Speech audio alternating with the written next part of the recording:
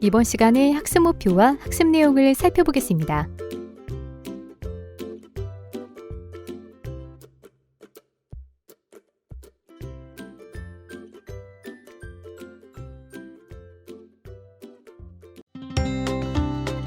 마시멜로우 이야기. 얘야, 너에게 마시멜로우 한 개를 줄게. 그리고 15분 뒤에 돌아왔을 때 이걸 먹지 않고 잘 참으면 상으로 한 개를 더 줄 거란다. 호아킴 대 포사다 작가의 마시멜로우 이야기에 나오는 내용입니다. 15분을 잘 참은 아이에게는 마시멜로우를 하나 더 주겠다고 했지만 대부분의 아이는 마시멜로우를 먹어버리고 말죠. 아이들에게 15분은 너무 긴 시간처럼 느껴지니까요. 하지만 그 중에도 먹지 않고 2개를 받은 아이들이 있습니다. 몇십 년 뒤에 이 아이들을 찾아보니 매우 성공적인 삶을 살고 있었다는 이야기는 유명합니다. 이 이야기는 주식 투자에도 해당됩니다. 투자는 현재의 소비 내지는 지출할 수 있는 것들을 미래로 미루어 더 큰 이득을 얻는 것입니다. 하나의 마시멜로우를 투자하여 2배의 수익을 올릴 수 있다는 것을 안다면 누구나 투자를 하겠죠.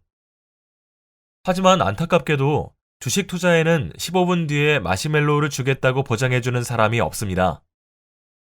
투자는 현재의 행위이며 그 결과는 미래에 나타납니다. 따라서 불확실성이라는 위험이 있으며 투자자는 이 위험에 상응하는 대가를 기대하게 됩니다. 그럼 도박도 투자인가요? 불확실한 미래의 수익을 기대하는 거니까요. 아닙니다.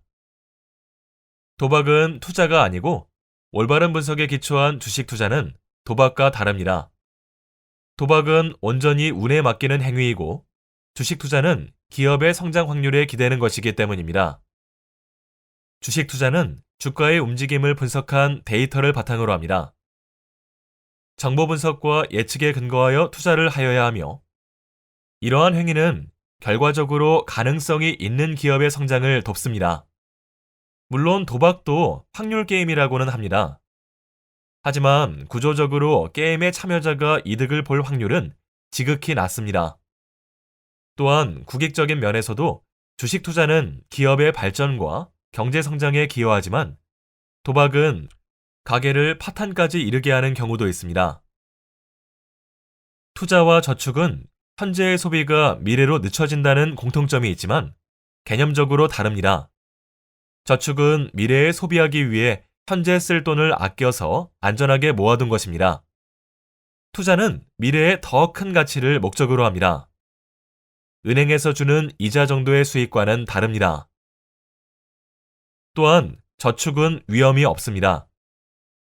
투자는 위험을 무릅쓰고 자산에 투입을 하는 것이며 어떤 상품을 고를 것인가, 언제 팔 것인가에 따라 수익률이 달라집니다.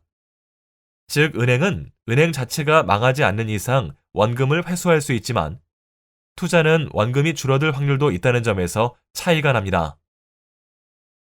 그럼 투자와 투기의 차이는 무엇인가요?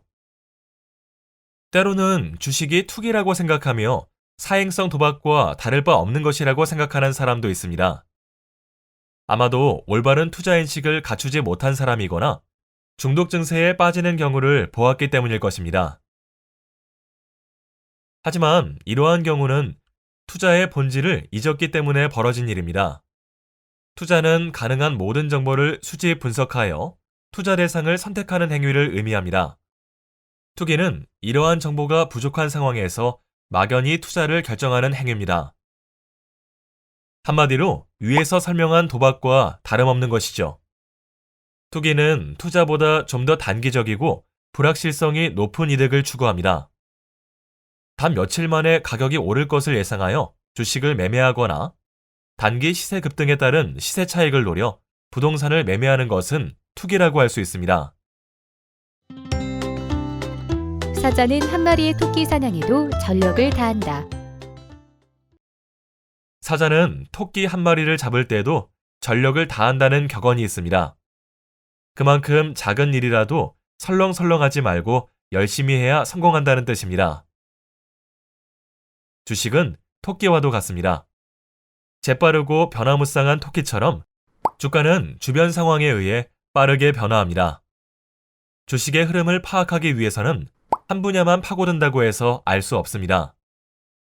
전력을 다하여 다양한 측면에서 세상을 공부할 때 우리는 토끼를 잡을 수 있습니다. 투자자의 바른 자세. 투자자의 바른 자세에 대해 알아볼까요? 첫 번째는 다양하게 배우고 다양하게 써먹어야 한다는 것입니다. 경제 경영 지식이 뛰어나다고 해서 모두 투자에 성공하는 것은 아닙니다. 그런 원리라면 경제학과 경영학과 교수님들이 세계에서 제일 부자여야겠지요. 하지만 경제 경영 분야는 복잡한 경제 경영 현상을 이해하고 풀어내는 데 유용한 학문일 뿐입니다. 주가는 역사, 철학, 심리, 정치, 종교 등과 같이 투자와 전혀 무관해 보이는 분야의 지식까지도 도움이 됩니다. 특정한 분야만 아는 것은 오히려 다른 분야를 향한 시야를 가릴 수 있어 방해가 되기도 합니다. 투자는 전체를 보는 눈이 필요합니다.